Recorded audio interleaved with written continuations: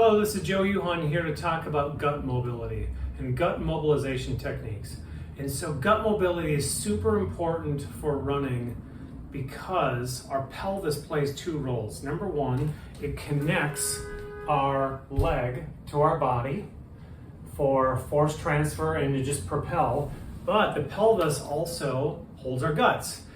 And that harmonious relationship is the guts sit in the pelvis but can move freely from it.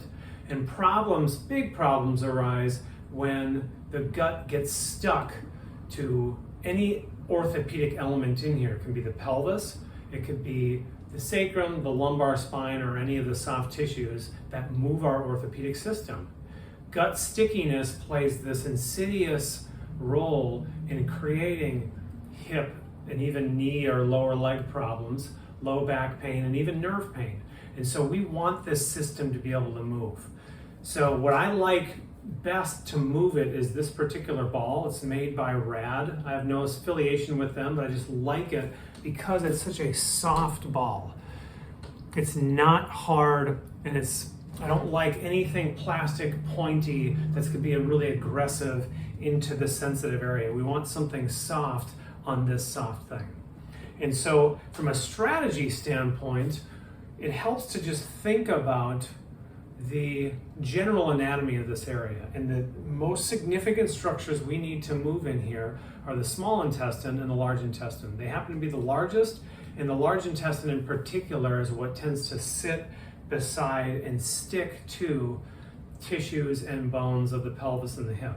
And so the large intestine runs in a perimeter around here and really sort of encapsulates the bottoms and sides of the pelvis. And then the small intestine is a little more superficial. That tends to sit more in the middle, but tends to get stuck to aspects of psoas muscle and into the lumbar bones.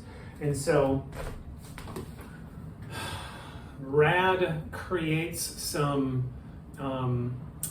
has created some videos, some general videos, and they're pretty helpful, but I want to walk through a couple strategies that I like that are going to go after multiple organs. So not only do we also then have large intestine and small intestine, we have a couple other things that I think are interesting. Down below, at this level right here, above the pubic bone is the bladder. The bladder can get stiff. Just above that in women, the uterus can get stiff. And again, it impacts the ability to lengthen and to push off through here. The other thing that can get stiff is the stomach. And so the stomach lives kind of right where my hands are here. And a stomach that's tight and gets migrated upwards is, in my opinion, potentially a stomach that is prone to GI issues or nausea during a race. And so we want to make sure all that stuff is moving.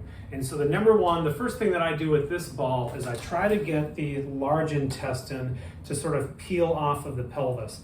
And so we have the top of our pelvis here. This is the iliac crest.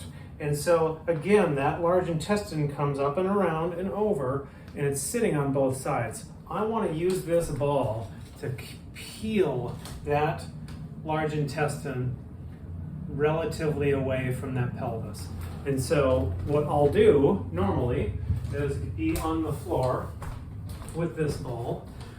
And so a general strategy is just to be on that ball and to roll on the perimeter. So here I am on the top going side to side.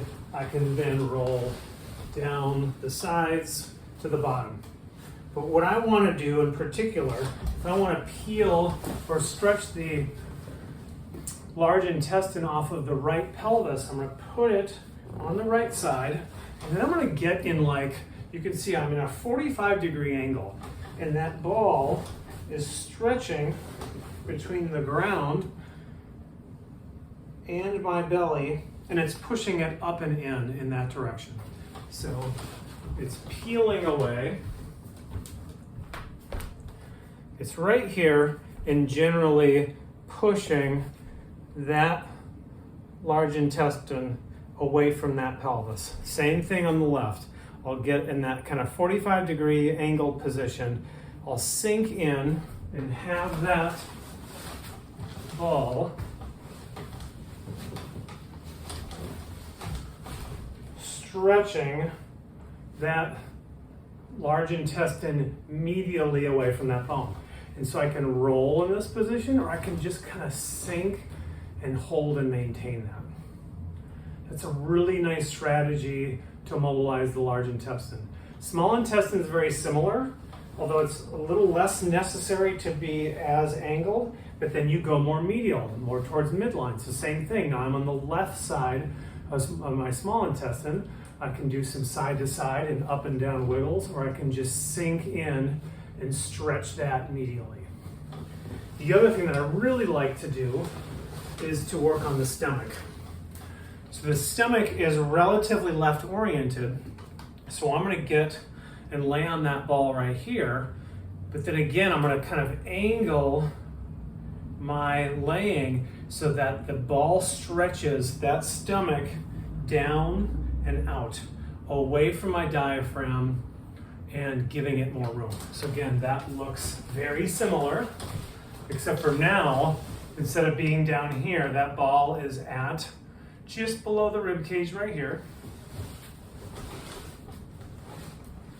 And I'm stretching, or just kind of rolling. Again, I'm just slightly turned to my left.